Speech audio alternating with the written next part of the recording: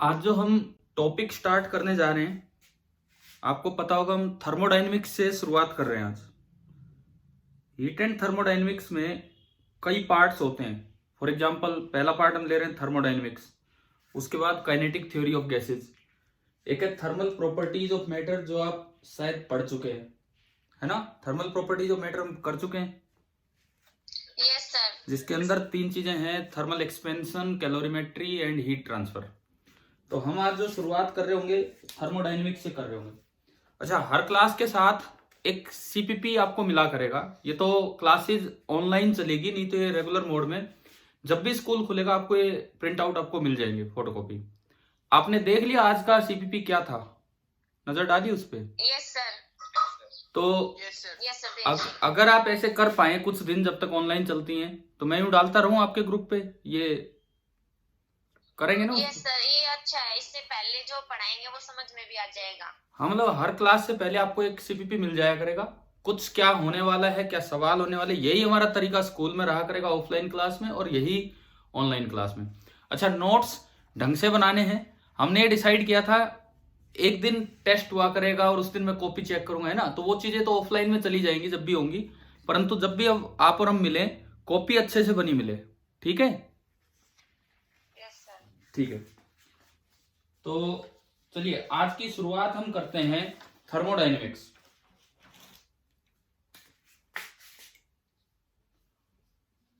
एक पूरी major branch है फिजिक्स की, हीट एंड थर्मोडायनेमिक्स।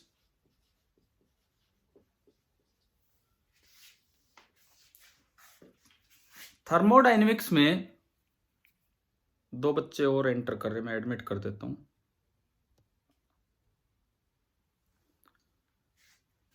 परसेंट आपकी क्लास की जो स्ट्रेंथ है उसके हिसाब से तो 100% बच्चे आ चुके हैं। अगर किसी ने दो अलग अलग फोन से सेम ही बच्चे ने ना एडमिट किया हो तो चलिए देखते हैं, बाद में आते हैं उस अटेंडेंस की तरफ। थर्मोडायनेमिक्स में मेनली हम क्या पढ़ रहे होंगे, ये आपके जो सीपीपी का पेज नंबर 2 है, सीपीपी का पेज नंबर जो 2 है उस पर मैंने मेंशन भी किया था। मेनली इसमें हम क्या करते हैं, हीट, वर्क, इनका हम इंटर कन्वर्जन देख रहे होते हैं। हीट का वर्क में और वर्क का हीट में। मेनली हमारा ये जो चैप्टर है इसी इंटर कन्वर्जन पे लगा रहेगा। वर्क को ज्यादा हम रिलेट किया करते थे मैकेनिकल एनर्जी से, and heat is another form of energy. पुराने जमाने में तो इसे एनर्जी नहीं मानते थे, कुछ और माना जाता था, लेकिन आज के दिन हीट हमारे लिए केवल एक एनर्जी है। हीट की भी ऐसा यूनिट जूल ही होगी। This is simple a form of energy. ये हमें इस चैप्टर में पढ़ना होगा। अच्छा, अब अगर मैं थोड़ा आगे चलूं, दो तरह की वॉल्स जो नेम्स हम यूज करते हैं, two types of walls. Two types of walls कौन कौन सी? एक को कहा जाता है एडियाबैटिक वॉल्स, एक को कहा जाता है एडियाबैटिक वॉल्स, एंड दूसरे को बोला जाता है डायाथर्मिक वॉल्स। Diathermic walls. अच्छा, एक चीज सुने, अभी ये पता नहीं कितने दिन ये कंटिन्यू होगा ऑनलाइन वाला सेशन, 12 दिन तो एटलीस्ट है ही, तो और भी आगे एक्सटेंड हो सकता है। हम इसे सीरियसली ले, अच्छे तरीके से ले, और जो भी मैं सीपीपी देता हूं क्लास के बाद आप उसके आंसर की बना के, मेरे व्हाट्सएप नंबर आपके पास हैं, उस सीपीपी पे भी हैं, आप अपना नेम रोल नंबर के साथ अपने आंसर सेंड किया करेंगे, केवल आंसर लिख के, 1 का ये 2 का ये, है ना। करेंगे ये काम? Yes sir. ठीक है, देखो आप कुछ करेंगे तो हमारा भी उत्साह बना रहेगा, है ना। हम ऐसा करके दिखाना चाहते हैं कि हाँ, ऑनलाइन में भी बिल्कुल वही चले जो ऑफलाइन में था, कुछ भी फर्क ना हो, कुछ अच्छा ही बेशक हो उससे। तो चलिए हमने शुरुआत की है आज की, adiabatic walls, diathermic walls. Adiabatic walls क्या मतलब होता है? एडियाबैटिक वॉल्स का बताओ। Insulating walls. हाँ, इंसुलेटिंग वॉल जिसमें से हीट या करंट पास ना हो। ये एक ऐसी वॉल है, ये एक ऐसी वॉल है कि चाहे इधर बॉडी हाई टेम्परेचर पे हो, चाहे इधर बॉडी लो टेम्परेचर पे हो, फिर भी इनके बीच का थर्मल इक्विलिब्रियम बना रहेगा, इधर से उधर कोई एनर्जी का एक्सचेंज नहीं होगा, ये पॉसिबल ही नहीं है। ऐसी वॉल को हम बोलते हैं एडियाबेटिक वॉल। मतलब टेम्परेचर डिफरेंस होने के बावजूद वो हीट को फ्लो नहीं होने दे रही है, वो एनर्जी को फ्लो नहीं होने दे रही है। ऐसी इंसुलेटिंग वॉल, ये हीट का इंसुलेटर है, ऐसी इंसुलेटिंग वॉल को हम बोलते हैं एडियाबेटिक वॉल। अच्छा, मान लो ये कोई एक रीजन है, उसमें मैंने 2 चैम्बर बना दिए, चैम्बर फर्स्ट, चैम्बर सेकंड। क्या ये दीवार फिक्स होती है या ये मूव कर सकती है? बताओ, क्या ये एडियाबेटिक वॉल फिक्स है या ये मूव कर सकती है? ऐसी कोई कंडीशन हम पढ़ते हैं क्या एडियाबेटिक वॉल में कि वो मूव नहीं कर सकती है उसके अंदर? चलो मैं बताता हूं। कर सकती है सर। बिल्कुल कर सकती है। कई बार एडियाबेटिक पिस्टन होते हैं, तो पिस्टन तो मूव करते हैं, तो it can move, it can move.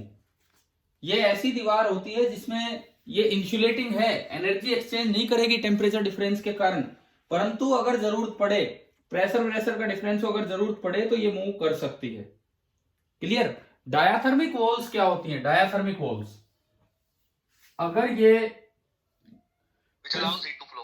बहुत ही रैपिड फ्लो हो जाए, जिसमें से मान लो ये हाई टेम्परेचर चेंबर है, T1 टेम्परेचर है, ये लो टेम्परेचर चेंबर है, T2 टेम्परेचर है, अपने आप तुरंत rapid exchange of energy, rapid exchange of energy हो between the 2 chambers having some temperature difference.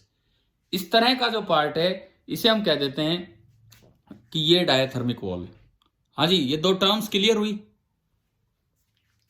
Yes, sir. ठीक है। Yes, sir. देखो, लेक्चर केवल 40 मिनट्स का होगा, तो इसलिए कोई बहुत ज्यादा काम तो नहीं होगा। जितना भी हो पाए आप लोगों को बहुत ढंग से नोट भी करना है, और मैं लेक्चर एंड में ना आपको बकायदा ये पूरे स्नैपशॉट्स दे दिया करूंगा कि आज की क्लास में क्या पढ़ाया है। फिर भी आप लोग नोट जरूर करें, ठीक है? नोट जरूर करना आप सभी को। चले तो आगे बढ़े हम। इसके बाद अगली जो चीज आती है, जो आपके नोट्स में थी, जो आप पढ़ चुके हैं, थर्मोडायनेमिक्स के लॉज स्टार्ट होते हैं यहां से। तो जो पहला लॉ आप लोगों ने पढ़ा था, क्या था बताओ? क्या नाम था? Zeroth law. Zeroth law of thermodynamics. तो मेरा पहला सवाल ये बनता है आपसे कि मतलब थर्मल इक्विलिब्रियम में होना चाहिए सर।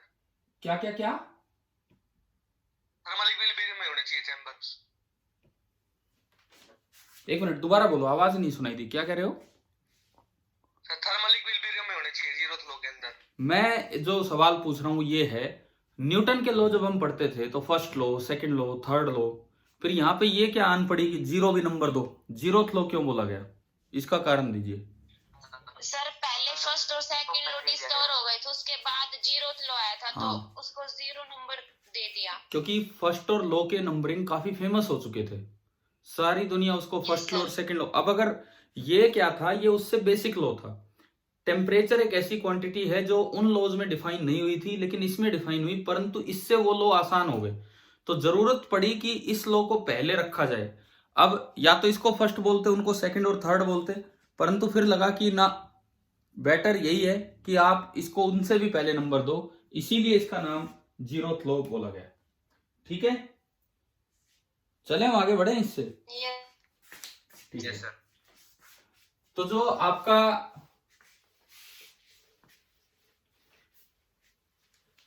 मैं एक बार फिर पूछ लूं आपसे, बोर्ड की विजिबिलिटी थोड़ी ठीक ठाक है? समझ आ रहा है? Yes sir, yes sir. Yes sir. ठीक है, क्योंकि ऑनलाइन में हमें कई बार नहीं पता होता। मुझे तो बोर्ड दिख रहा है, आपको तो फोन में दिख रहा होगा। तो जीरोथ लॉ ऑफ थर्मो किसने दिया था? ये आर्च एक्सप्लोरर। कब दिया था? आज के सीपीपी में ये पूरा कुछ है, इस बारे में बता रखा है मैंने, है ना? एक ऑप्शन में ये सब लिखा हुआ है। RX फॉलर ने दिया था 1931 में। फॉलर ने एक नई चीज तब ढूंढी, वो ये ढूंढी थी, बोले कि अगर मान लो 3 चैम्बर आप लीजिए, फॉलर ने कहा आप 3 चैम्बर लीजिए, let this is chamber A, this is chamber B and this is chamber C. यहां पे लगा दी एडियाबैटिक वॉल, यहां पे जो दीवार है दैट इज एडियाबैटिक, और यहां पे ये जो पूरी दीवार है ये लगा दी डायाथर्मिक, जिससे हीट एक्सचेंज हो सके। तो जीरोथ लॉ ये कहता है कि थोड़ी देर में ए और सी थर्मल इक्विलिब्रियम में आ जाएंगे, क्योंकि इनके बीच में कैसी दीवार लगी है, ए और सी के बीच में डायाथर्मिक। तो थोड़ी देर में ए और सी का टेम्परेचर, हाँ थोड़ी देर में ए और सी का टेम्परेचर सेम हो जाना है, ये दोनों थर्मल इक्विलिब्रियम में आ जाने हैं, यानी कि TA बराबर TC हो जाने हैं टेम्परेचर की टर्म्स में।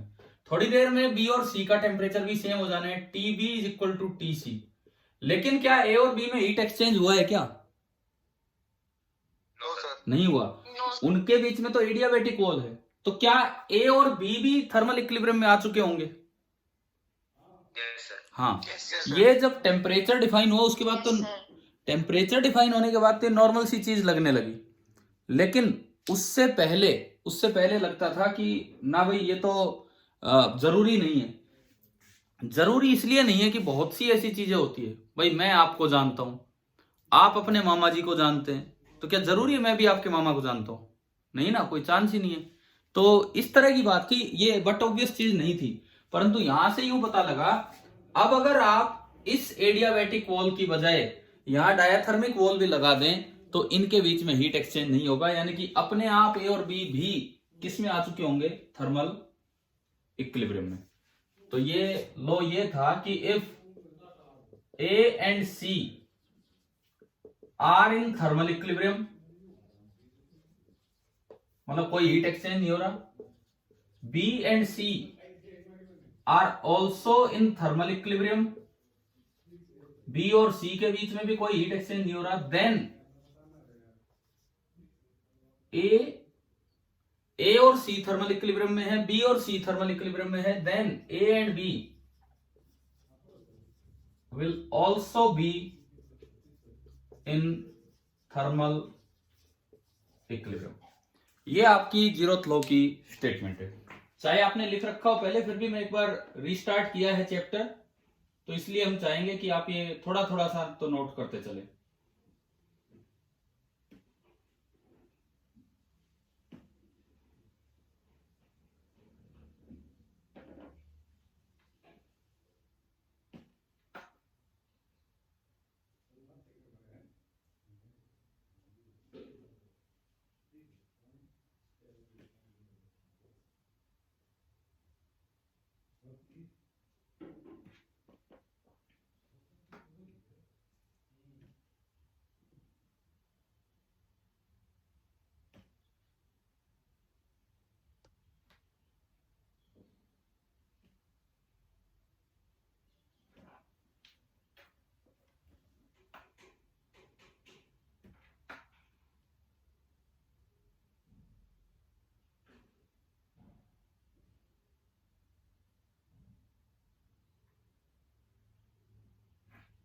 हो गया होगा नोट, है ना?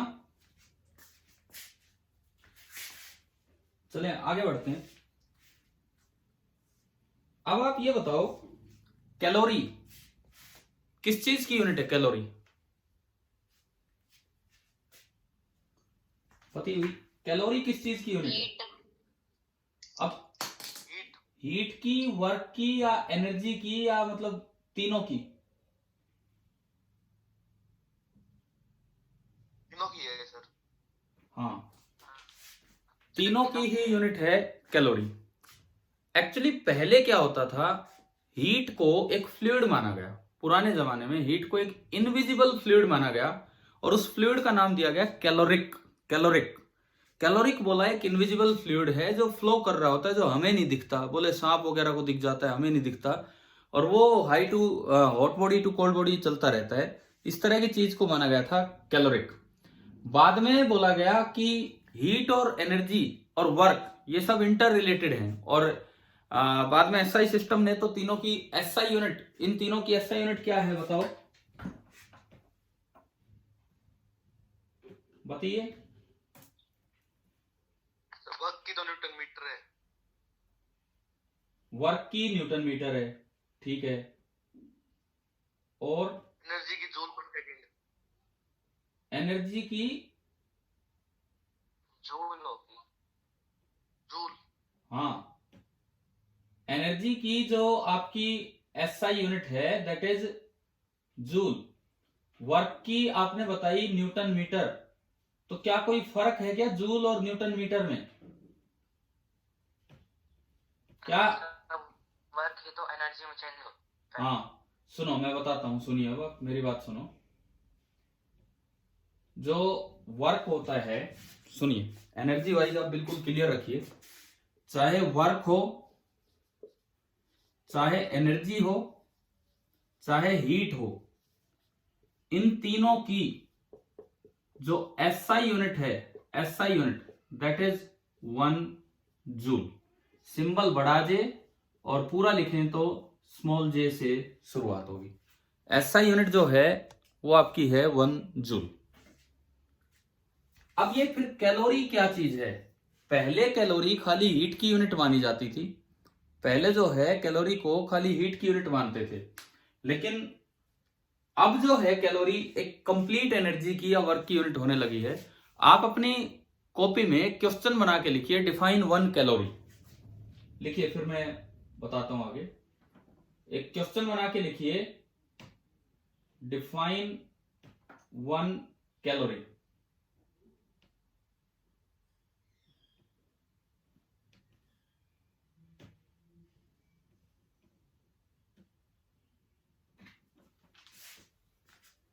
हाँ भाई बताओ, पीछे आपने जो थर्मल प्रॉपर्टीज ऑफ मैटर पढ़ा है, क्या उसमें 1 कैलोरी की डेफिनेशन पढ़ी है कि नहीं पढ़ी हमने? देखिए क्या होती है, नहीं मैं बताता हूं आपको एग्जैक्ट डेफिनेशन क्या है कैलोरी की। सुनो अब आप ध्यान से, एग्जैक्ट डेफिनेशन क्या है कैलोरी की। 1 कैलोरी, आप पानी लीजिए, लिक्विड भी वाटर, आप वाटर लीजिए, कितना वाटर? 1 ग्राम, बस 1 ग्राम पानी लीजिए, कितने प्रेशर पे? जो आपका नॉर्मल एटमॉस्फेरिक प्रेशर होता है, बताओ नॉर्मल एटमॉस्फेरिक प्रेशर कितना होता है? 76 mmHg। हाँ, उसको हम जनरली लिख देते हैं 1 ATM, है ना। 1 ATM पे आपने प्रेशर लिया, मतलब इतने प्रेशर पे सॉरी वाटर लिया 1 ग्राम, कितने टेम्परेचर पे लेना है? अब ये सुनो, इसका जो इनिशियल टेम्परेचर है, इसका जो इनिशियल टेम्परेचर है वो आपको लेना है 14.5 डिग्री सेल्सियस। इतनी एग्जैक्टली ये डिफाइन किया जाता है कैलोरी को, 14.5 डिग्री सेल्सियस। अब आप इसको हीट देना स्टार्ट कीजिए, अब आप इसको एनर्जी देना स्टार्ट कीजिए। मान लो आपने क्यू हीट एनर्जी दी, आप इसको हीट एनर्जी दीजिए कब तक? जब तक कि इसका जो फाइनल टेम्परेचर है वो कितना हो जाए? 15.5 डिग्री सेल्सियस।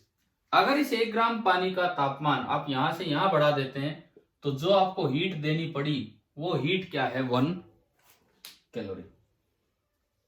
1 कैलोरी किस अमाउंट को बोलते हैं, क्या समझ आ गया है कि नहीं? Exact definition, yes sir. ठीक है। ये नोट कर दीजिए, ये डायग्राम अपना आप बना लीजिए।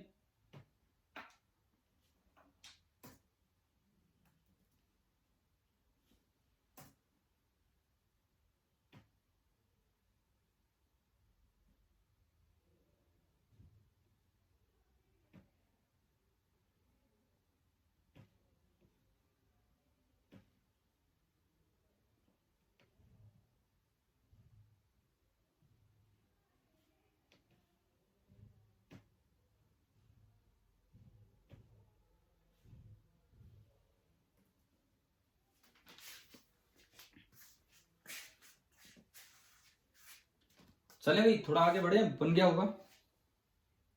Yes sir. ठीक है, देखो मैं एक बार फिर कहता हूं, 40 मिनट की क्लास में 5-7 मिनट आपकी एंट्री में और इसमें लगते हैं, काम कम होगा लेकिन आपको उतना सा ही काम बहुत अच्छे से कर लेना है ना। मैं तो ये चाहूंगा कि डेली मेरे पास रिपोर्ट आए आपकी कि हाँ भैया हमारे आंसर्स हैं, सीपीपी का ये आंसर है, कुछ भी इस तरह से। मेरे व्हाट्सएप नंबर मिल चुके होंगे, मैं यस सर। फिर भी लिख देता हूं अगर किसी के पास नहीं हो। वैसे उस असाइनमेंट पे हैं, इसीलिए हैं कि अब जरूरत पड़ेगी तो आप इस पे कांटेक्ट कर सकते हैं, ठीक है। अब इसके बाद देखो, फर्स्ट लॉ ऑफ थर्मोडायनेमिक्स की तरफ हम चलते हैं। 0th लॉ ऑफ थर्मोडायनेमिक्स के बाद आप नेक्स्ट हेडिंग डालिए, first law of thermodynamics.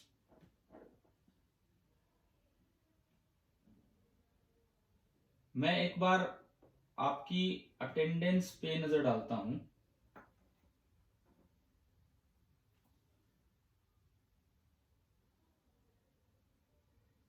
Total 17, चलो शुरू में ज्यादा थे, कुछ कम हुए हैं।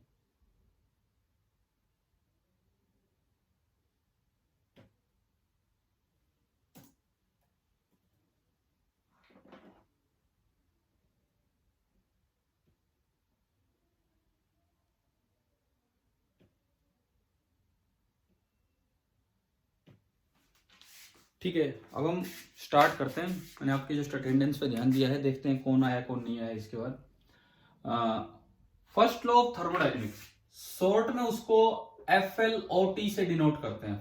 फ्लोट, फ्लोट, स्लोट, इस तरह से बोलते रहते हैं। तो ये आपका फर्स्ट लॉ ऑफ थर्मोडायनेमिक्स है। अनीसा, अभी भी आप एंट्री ले रहे हो, बीच में हो सकता है नेटवर्क चला जाता हो, इस वजह से कुछ कम हो जाते हो।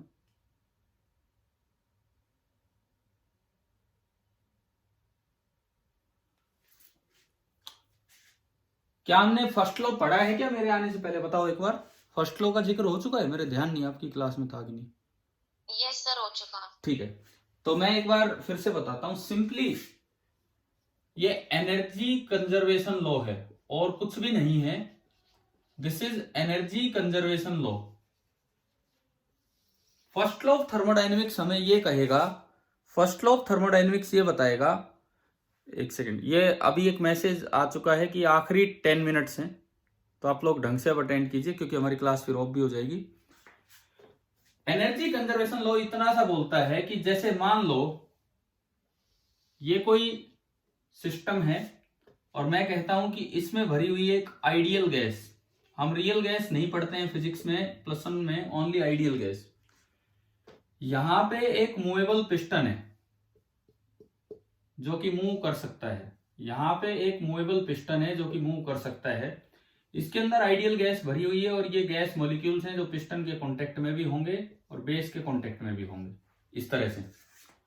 सपोज आप यहां से कुछ एनर्जी देते हैं, मान लीजिए आपने जो हीट एनर्जी प्रोवाइड की है, हीट एनर्जी जो आपने दी है, दैट इज डेल्टा क्यू। अच्छा, पीछे में एक चीज आपको बताना वहां पे भूल गया कि 1 कैलोरी में कितने जूल होते हैं बताओ? 4.2 जूल। 1 calorie is 4.18। हाँ, 4.2 बोल लो चाहे आप इसे, एग्जैक्टली ये होता है, आप उसके साथ मेंशन कर लेना। 1 कैलोरी इज 4.186 जूल, ये है। अब आओ फर्स्ट लॉ की तरफ आते हैं। हीट एनर्जी आपने दी डेल्टा क्यू, लेकिन इस एनर्जी को लेके ये गैस मॉलिक्यूल्स एक्साइटेड हो जाते हैं और पिस्टन के टक्कर मारने लगते हैं। इससे हो सकता है पिस्टन का कुछ डिस्प्लेसमेंट वो करवा दें, या यूं कहें फिजिक्स की भाषा में कि पिस्टन पे कुछ वर्क किया। Work done by gas, on gas नहीं, work done by gas. Work done by gas मैंने कहा डेल्टा डब्ल्यू। सपोज आपने 10 जूल एनर्जी दी है और 4 जूल वर्क कर दिया, तो 6 जूल का क्या होगा बताओ? कंजर्व तो पूरा वो इसकी इंटरनल एनर्जी के रूप में, बढ़ोतरी के रूप में दिखेगी। यानी कि अगर मैं कहूं कि डेल्टा यू है, delta U increase in internal energy, तो आपकी एनर्जी कंजर्वेशन लॉ कहता है 10 जूल दी, 4 इसने वर्क में गवा दी, तो 6 जूल अपने पास स्टोर रख ली। यानी कि फर्स्ट लॉ की स्टेटमेंट क्या बनेगी, delta Q that is equal to delta U plus delta W. This is float. Float means first law of thermodynamics. आपने कितनी एनर्जी दी। अब इसमें एक बात का बड़ा ध्यान रखना कि डेल्टा डब्ल्यू जो है ना, डेल्टा डब्ल्यू ये वर्क बाई गैस है, वर्क ऑन गैस नहीं है। इस चीज को अगली क्लास में और एलोबरेट करते हैं और ढंग से पढ़ेंगे इस चीज को। पहले आप ये बताओ, क्या ये आखिरी बात चाहे पढ़ी हुई थी, आपको दोबारा से एक बार समझ तो आ रही है क्या है क्या नहीं है? ठीक है, एक बार आप ये लिख लीजिए, फिर मैं फिनिश करता हूं आज का लेक्चर। आप ये लिख लीजिए पहले।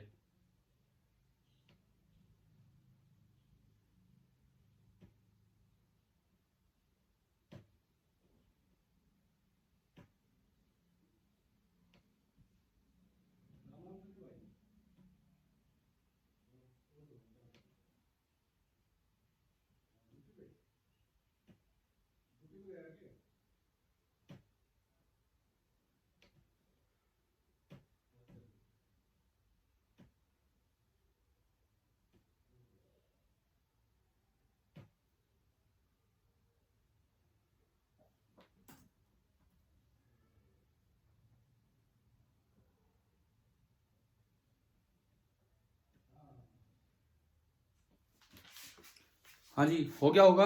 ये बीच में तो नेटवर्क ही चला गया। चलिए बच्चों, नेटवर्क डिस्कनेक्ट होने की वजह से हमारी ये क्लास अभी बीच में ही खत्म हो रही है, पर ऑलमोस्ट आपका टाइम भी हो गया है, आखिरी 5 मिनट बचे हैं।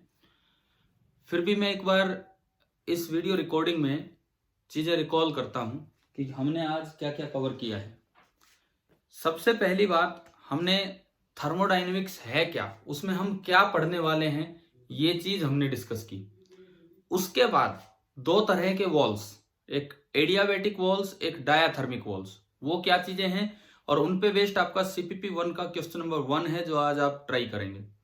उसके बाद आपका आता है, हमने पढ़ा जीरोथ लॉ ऑफ थर्मोडायनेमिक्स जो RH फॉलर ने 1931 में दिया था। इसके नामकरण के ऊपर एक क्वेश्चन है जो आप CPP 1 का क्वेश्चन नंबर 2 आज ट्राई करेंगे, अपना आंसर बनाएंगे।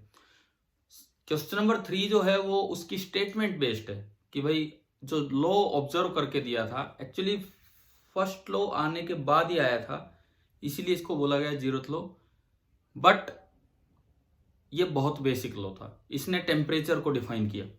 उसके बाद हमने एक कैलोरी को डिफाइन किया, उस पे बेस्ड आपका CPP का क्वेश्चन नंबर 4 है। एंड देन हमने फर्स्ट लॉ की शुरुआत भर की है, जो आपका अगर देखा जाए तो क्वेश्चन नंबर 5 में आप ट्राई करेंगे। पेज नंबर 2 जो है आज के CPP का, वो थोड़ा थ्योरेटिकल पार्ट दिया है मैंने, जो आज या नेक्स्ट क्लास में, कुछ आज कवर हुआ, कुछ अगली क्लास में कवर होगा। तो हम उम्मीद करें कि आप शायद ऑनलाइन अब जुड़े रहेंगे, अच्छे से क्लासेज अटेंड करेंगे। 10-12 दिन तो अभी हैं ही, और भी अगर आगे जरूरत पड़ी तो ये क्लासेस कंटिन्यू होंगी। Thank you.